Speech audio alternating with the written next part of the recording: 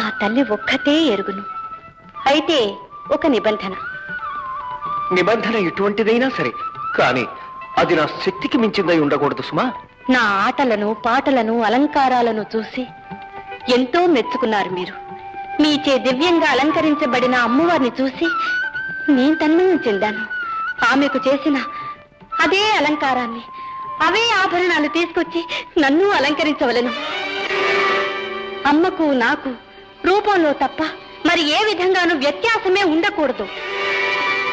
ఆ దేవి వలనే మోహనముగా అలంకరించవలను. అది మీకు సమ్మతమా? తప్పకుండా సమ్మతిస్తాను. ఈనాడు ఇప్పుడే ఆమెలాగే నిన్ను అలంకరిస్తాను, అమ్మలాగే నిన్ను అలంకరిస్తాను.